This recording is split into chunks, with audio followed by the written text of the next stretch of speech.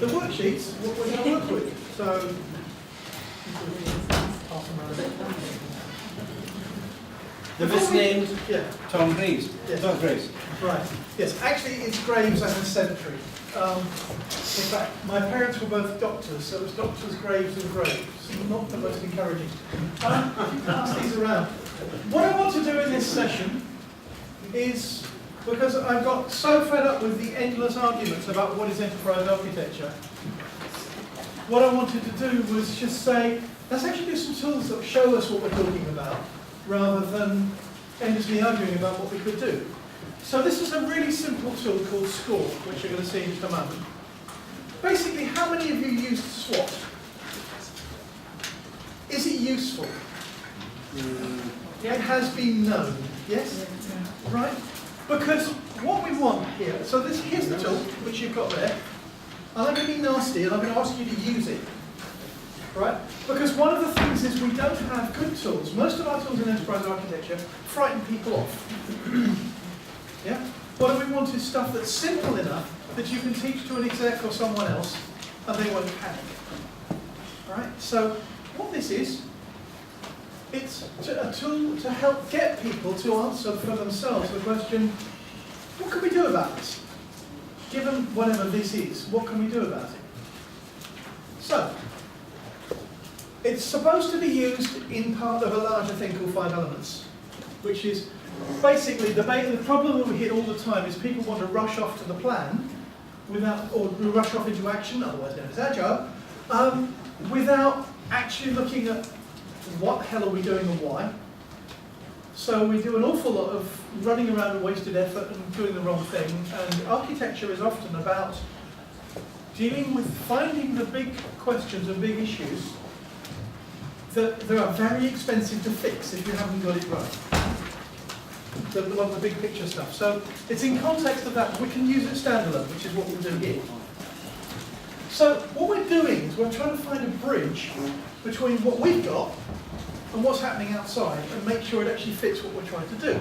So if you think of classic SWOT, they talk about strengths and weaknesses. I don't like the term weaknesses. Much more useful is to think of it in terms of challenges. But that's what we've got. Out there in the real world, there is options, and I'm going to come up on this in a moment, but opportunity and risk are the same thing viewed from different sides. Quick question, how many of you run a risk register in your environment? How many of you run an opportunity register? How many of you link the two together? Yeah, not many. They are the same thing viewed from different sides. So I've given this generic label options because it's what it's about. And also responses, what the real world is telling us.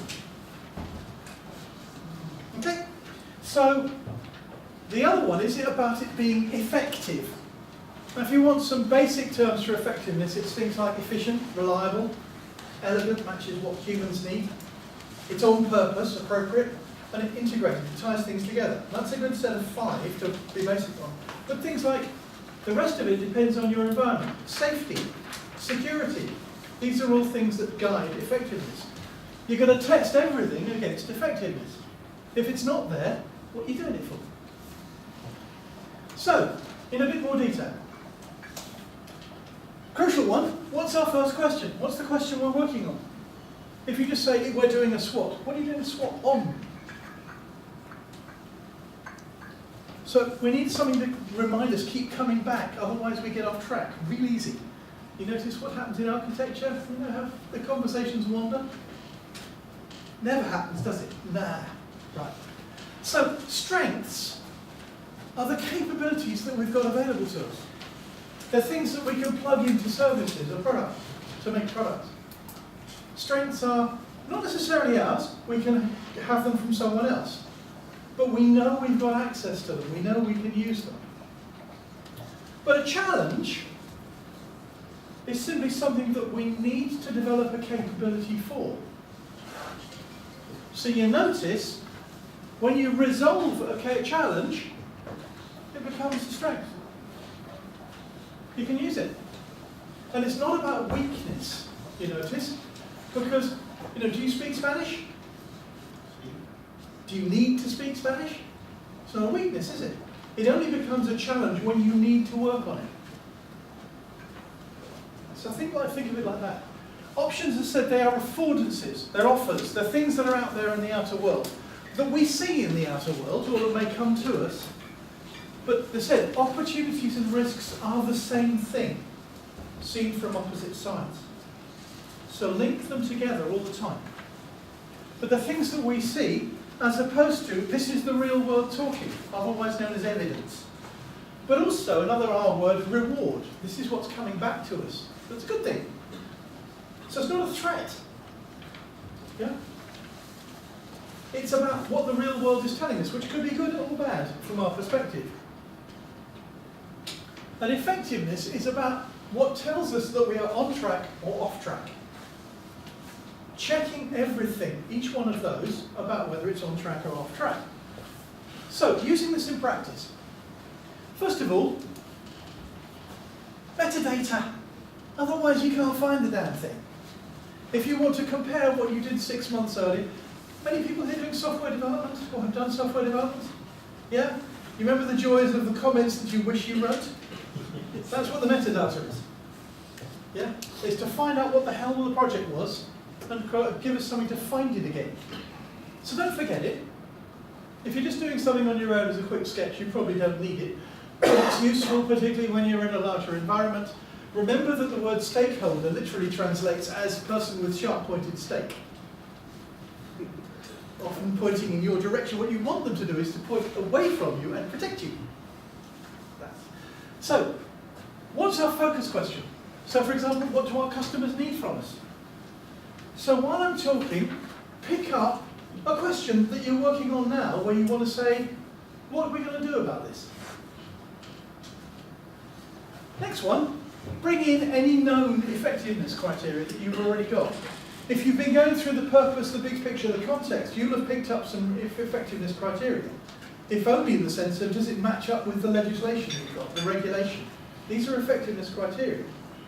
If you're not going against regulation, you're going to be in trouble. It won't be very effective. So that's what you're going to bundle in there before you start. Then you can start anywhere, right?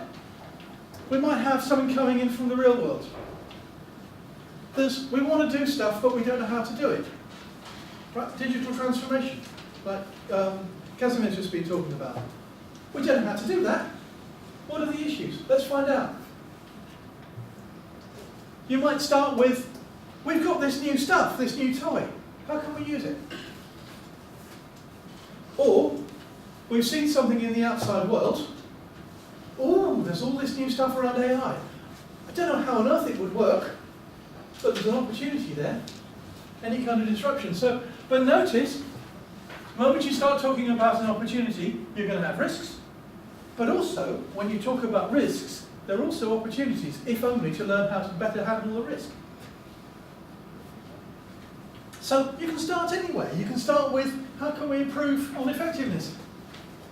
Here's my question, what can I do with it? Well, what we're after all the time is ideas, information, insights. And notice that this can't do it for you. Its job is to trick you into finding it. So, don't just make lists. The joys of SWOT, where you just make a list and it doesn't tell you anything. Connect. Given this, what does it imply in terms of the strengths we have? Given this, what opportunities or risks does it imply? Given this, what challenges does it imply? If customers can't find the information that they need, what does it imply in terms of effectiveness? In terms of stuff we need to fix? In terms of stuff we already have that we could reuse? In terms of opportunities or risks? Or itself, what does it feed back to? What's the feedback loop? So we're not just making lists, we're linking things together. So, dynamics. Here's the dynamics. If we've got customers can't find the information they need, well, one of the things is, and this is one thing I see all the time in a call centre, your call centre says, oh, we'll put the least competent people on there and get them to use scripts. But you've already got mechanisms for handling simple stuff. You've got FAQs, you've got manuals, you've got stuff. And what you do is you then send people to the call centre where they need someone who understands what the heck is going on. Actually, what we need in the call centre is we need to put the most skilled people in a call centre, not the least. Because they're dealing with the stuff that isn't obvious. So to train up the call centre staff, we can use the strength that we have to rotate, get our experienced staff to rotate through the call centre. That helps us resolve our challenge. But having done that, we've now got a more experienced call centre who can now support pre-sales. Right? We didn't think of our call centre, we only thought of our call centre as customer support. But now if we rethink it, we realise it can be part of pre-sales. And, which gives us a new response from the real world, having a call centre that can handle pre-sales is very popular. This is where your A/B testing when someone comes in. So part of this will be how would you design an A/B test to test each one of these. If you've got an opportunity or a concern, you're going to design an A/B test to see what the responses are. But the dynamics leads you around. It's not a list. The difference is clear, I think. So remember, test everything against effectiveness. It's wonderful having shiny new toys, but if you're not going to be able to use them, or if it doesn't match your constraints and concerns, then what the heck's the point? A lot of enterprise architecture, so-called enterprise architecture environments have been killed because they're wonderful, lovely theory, no damn use.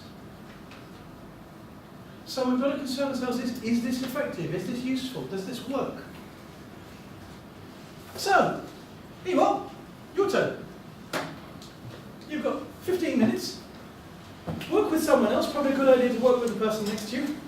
Pick a real business question that you've got right now, where you're saying, what can I do with this? And play with it. What's the concern? Write your concern up on the top. You're going to confirm, look at everything. What are the constraints, the effectiveness criteria that you've got with this issue? Okay? If you haven't got a pen in hand, if you need a pen, yell. But, do you need one? Yes, please. Sure.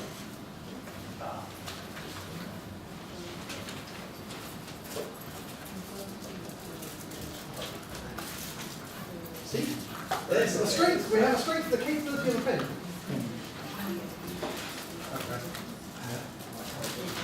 Yes, it is a challenge. It challenges the current challenge. Notice the difference. You can now resolve it. Sorry. Yeah. So, what I want you to do is, because the best way of doing this, the best way of learning something, first is to do it, and then teach it to someone else. And one of the points here is you'll get the slide deck. Right? The slide deck will exist. You can use that to teach someone else. The way you learn it is to teach it to someone else. But you can see from what I've just done now, it's taken less than 10 minutes to get the idea over. You've now got 15 minutes to do something useful. So anyone stuck? What do you want to do? I'm nasty. I'm actually asking you to do something. We spend so much of our time on the theory. Let's do the practice. Well, just pick up anything. What's a question you've got right now in your business? Simple as that.